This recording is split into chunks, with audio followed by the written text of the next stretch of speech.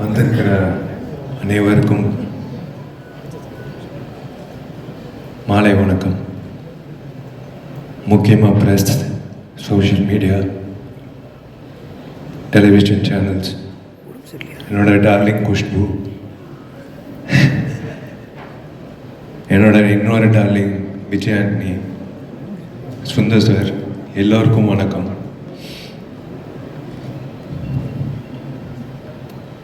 முக்கியமாக I should thank sir சொன்ன மாதிரி ஜெமினி ஸ்டுடியோஸ் திரும்ப வரணும் இன் ஃபுல் ஃப்ளெஜ். ஏன்னா we are lacking production houses, to be very frank. உங்களை மாதிரி ஃபுல் ஃப்ளெஜ்டாக ஒரு டைரக்ட் சொல்கிறேன்.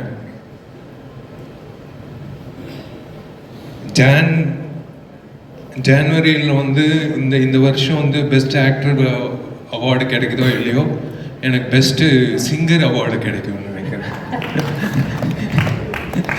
Thanks to Vijay Antony. ஏன்னா ஒரு காமெடி நடந்தது. இவங்க ரெண்டு பேர் சுந்தர் சாரும் விஜய் ஆண்டனி உள்ள பேசிட்டு இருந்தாங்க. ஜி, இந்த பாட்டு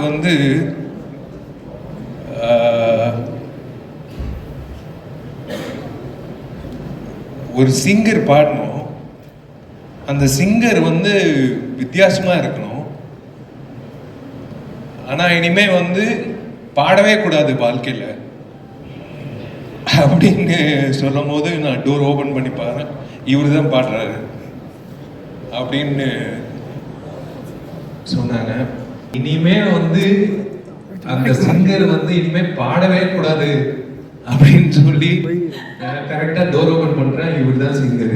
இவ்வளவு நல்ல மனசுடைய இந்த ஃப்ரெண்ட் எப்படி இந்த முடிவுக்கு வந்தாருன்னு அவர்கிட்ட கேட்போம். ராஜா, எனக்கு ராஜா தான் தெரியும். விஜய் எனக்கு ராஜா தான் தெரியும். நாங்க காம்போசிஷன் ஹாஸ்டல் டேஸ்டே பண்ணிட்டோம். ராஜா கிட்ட ஒரு ஒரு சீன் சொல்வேன். ராஜா கம்போஸ் பண்ணுவாப்ல, ரொம்ப கஷ்டப்பட்டு இருக்காப்ல. சின்ன வயசுல இந்த மாதிரி ஹாஸ்டல் டேஸ்ல எப்படி தானே அவரு கதை சொல்றது, நடிக்கணும், இதுதான் ஆகும். ரொம்ப கொஞ்சம் எப்படி லெஃப்ட் ஓகே. சோ அதனால தான் நான் ராஜா லெஃப்ட் ஒரு நாள் உட்காந்து ஹாஸ்டல் ரூம்ல ஒரு ஒரு சீன் சொன்னேன். அதுக்கு கம்போசிஷன் பண்ணாப்ல. எனக்கு ஞாபகம் இருக்கான்னு தெரியல. Why don't you share about that? College படிக்கும்போது அவங்க அப்பாவோட படம் மகாபிரபு, ஐ லவ் இந்தியா அந்த மாதிரிலாம் ரிலீஸ் ஆச்சு. நான் திருநெல்வேலியிலேருந்து ஒன்றுமே தெரியாது சென்னையை பற்றி. பஞ்சமுலைக்கு வந்த கதை தான். நான் பார்க்கும்போது இவர் எவ்வளோ பெரிய ஸ்டாரோட பையன். மகாபிரபு, ஐ லவ் இந்தியாலாம் அந்த டைமில் பெரிய படத்தில் ஒன்று. இப்போ தான் பார்த்தீங்கன்னா ரீசெண்ட் டேஸில் பெரிய பெரிய ப்ராஜெக்ட். ஆமாம், அப்போவே ஐ லவ் இந்தியா, மகாபிரபுன்னு ஒரு டாப் மோஸ்ட் ரேங்க்ல இருந்த ப்ரொடக்ஷன் கம்பெனியோட சன்னு. அப்வியஸ்லி நான் ஃபில்ம் நாலேஜ் நிறைய இருக்கும், ஆக்ட் பண்ண போகிறாரு தான் தெரியும். But the way he spoke to me, அந்த டைமில் நான் என்கிட்ட கலந்து பேசிக்கிட்டது அதெல்லாம் கெத்தாக தான் வருவாங்க. ஆனால் ரொம்ப ரொம்ப ஹம்புலான ஆள், ரொம்ப ஹம்புலான ஆள். ஹாஸ்டல் ரூமில் உட்காந்து என்னோட கம்போசிங் டியூன்லாம் சின்ன கீபோர்டு தான் வச்சுருப்பேன். இப்போ இருக்கக்கூடிய பெரிய கீபோர்ட்லாம் இருக்காது. என் வசதிக்கு ஒரு கீபோர்டு வாங்கி வச்சுக்கிட்டு சின்னதாக தட்டி போட்டு காமிப்பேன். பட் அவர் அந்த டைமில் மகாபிரபு, ஐ லவ் இந்தியாவில் கம்போசிங் போய் உட்காந்து பார்த்துருந்துருக்காரு. அதுக்கு முன்னாடி அப்போ நிறைய படம் ப்ரொடியூஸ் பண்ணியிருக்காங்களே விஷயம். ஸோ இவருக்கு மியூசிக் டைரக்டர்ஸ்னால் சாதாரண விஷயம் தான், பார்த்துருக்காங்க, காலங்காலமாக பார்த்தவங்க அவங்க. பட் நான் என்னோட டியூன் குட்டி கீபோர்டில் போட்டு காமிச்சிருக்கேன், என்கரேஜ் பண்ணியிருக்கிறாரு. நான் காலேஜ் காம்படிஷனில் கலந்துருக்கும் போது பின்னாடி கிளாப் பண்ணுறதுலேருந்து இன்ன வரைக்கும் நான் என்னை விட அதிகமாக நாங்கள் ஷேர் பண்ணிக்கிட்ட விஷயங்களை ஞாபகம் வச்சிருக்கிறாரு. அது மட்டும் இல்லை, அந்த வே ஹி ஹேண்டில் இல்லை ரிலேஷன்ஷிப் உதைக்கக்கூடிய ஆளாக ரொம்ப நாளாக இருந்தார். நான் மேலே பேசின மாதிரி நான் படம் ரிலீஸ் பண்ணும்போது சினிமாவில் உள்ள வெறும் திறமை மட்டும் இல்லை, சினிமாவுக்குள்ள பல லேயர்ஸ் வணிகம் இருக்குது. அந்த வணிகத்தை தொழில்ன்றது ஒரு போர் தான். ஆக்சுவலாக லாபம் தொழில்ன்றது எல்லா தொழிலும் நீங்கள் எந்த தொழில் எடுத்துக்கிட்டாலும் அது போர் தான். ஜெயிக்கிறவங்க காசு சம்பாதிக்கிறாங்க, ஒருத்தன் லூஸ் பண்ணுவான், ஒருத்தன் ஜெயிப்பான். இதுதான் அது நீதி. Inevitable. ஆமாம், இந்த சினிமா தொழில் வந்து பயங்கரமாக இருக்கும். இதை வந்து டாக்டர் விஷயங்களில் வந்து 4-5 டிகிரி படித்த பிறகு தான் எம்பிபிஎஸ் ஆக முடியும், எம்டி ஆக முடியும். அப்புறம் ஒவ்வொரு விஷயத்துக்கும் ஒரு ப்ரோட்டோகால் இருக்குல்ல. ஒரு ஃபார்முலா. ஆமாம், சினிமாவில் வந்து யார் வேணா இருப்பாங்க, யார் ஒருத்தர் இல்லைன்னே கம்ப்ளீட்டாக தெரியாது.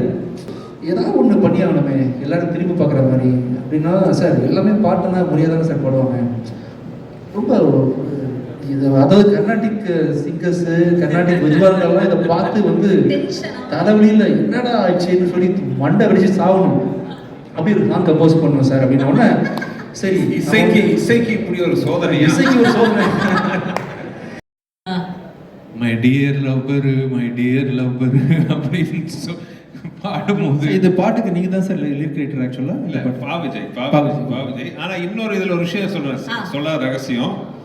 இந்த பாட்டெல்லாம் பாடி உண்மையாவே நாங்களும் எதிர்பார்க்கல, ரொம்ப நல்லா வந்துருச்சு. அப்போ வைரல் ஆயிடுச்சு. ஆனா அதுல என்ன ஒரு விசேஷம்னா, விஷால் தன்னை உண்மையாவே சீரியஸா பாடகர் நினைச்சுக்கிட்டாரு.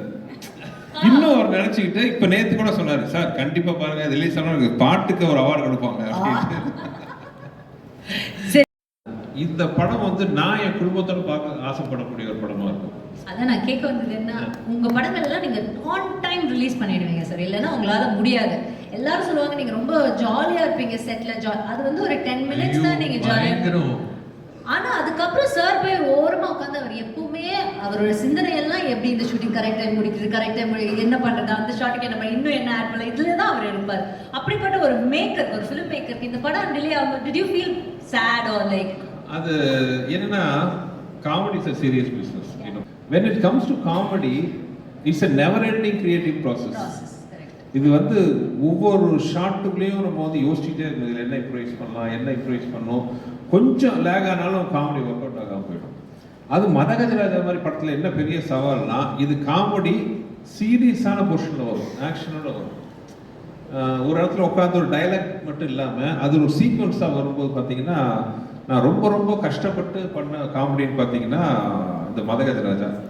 பட் தேட்டரில் உட்காந்து பார்க்கும்போது ஐ வாஸ் ஸோ ஹாப்பி. என்னன்னா, இப்போ நான் என் குடும்பத்தோட ஒரு பொங்கல் ஃபெஸ்டிவல் ஹாலிடேஸுக்கு என்ன மாதிரி படத்தை பார்க்க ஆசைப்படுவேன், இந்த மாதிரி படத்தை தான் நான் பார்க்க ஆசைப்படுவேன்.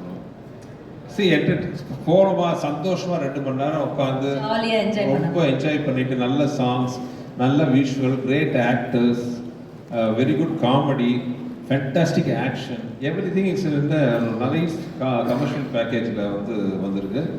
ஸோ ஐ திங்க் பொங்கலில் வந்து எல்லாருக்கும் பிடிச்ச படமா மதகஜராஜாவும் இருக்கும்னு நான் நம்புறேன். அண்ட் இப்போ இதுக்கு இவ்வளோ ஒரு வரவேற்பு இவ்வளோ வருடங்கள் கழிச்சு கிடைக்கும் போது அதுவும் நீங்க வந்து you're witnessing that. Can you compare both the days for us? 30 வருஷ வாழ்க்கையில அவர் வந்து ஸ்லீப்லெஸ் நைட்ஸ் கொடுத்த ஒரே படம் மதகஜராஜா. இன்னைக்கும் எப்பவுமே மத்தியானம் ஒரு பவர் நேப் எடுப்பாரு. இன்னைக்கும் பார்த்தீங்கன்னா பவர் நேப் எடுக்கிறத படுத்தாரு. நானும் உள்ள வரேன், பார்க்குறேன், 5 நிமிஷத்துல ஏதோ ஒரு கால் இருக்கும், அப்புறம் புரண்டு படுக்கிறாரு. அப்புறம் பார்த்தா திடீர்னு வந்து கண்ணை திறந்து யோசிக்கிறாரு. நான் இன்னைக்கு கேட்டுட்டேன், ஏங்க இப்படி இருக்கீங்க? ஐ திங்க் இந்த படம் பொறுத்த வரைக்கும் ஆரம்பிக்கும் போது, அந்த ஷூட் நடக்கும்போது, ஒவ்வொரு ஷூட்டுக்கு நாங்கள் போனோம். ஹைதராபாத்தில் ஷூட்டிங் நடக்கும்போது போனோம், அப்புறம் பொள்ளாச்சி கூட வந்தோம். அப்புறம் அந்த கிளைமேக்ஸ் விஷாலுடைய that 8-pack fight he and Sonu Sood sir சொன்னார்ல, எல்லா லேடிஸ் வந்து சோனு சூத் அண்ட் விஷால் பேர் பாடி, we were part of that group. So எல்லாரும் போனோம். ஆனால் அந்த கைண்ட் ஆஃப் ஹார்ட் ஒர்க் இந்த படத்தில் எல்லாரும் behind the screen, in front of the screen, அது அந்த நேரத்தில் அது கிடைக்க வேண்டிய அங்கீகாரம் கிடைக்காத பட்சத்தில் அஃப்கோர்ஸ் ரொம்ப ஃபீலிங் இருந்தது. ஐயோ, அண்ட் இந்த படம் வந்து என்ன அந்த டோட்டல் மாஸ் என்டர்டெய்னர் சொல்கிறோம். ரிலாக்ஸ்டாக பின்னாடி போக முடியாது. You be on the edge of the seat. Thrills இருக்கட்டும், காமெடி இருக்கட்டும், பர்ஃபார்மன்ஸஸ் இருக்கட்டும், எல்லாமே. ஸோ அஃப்கோர்ஸ் அந்த ஒரு சின்ன ஃபீல் இருந்தது.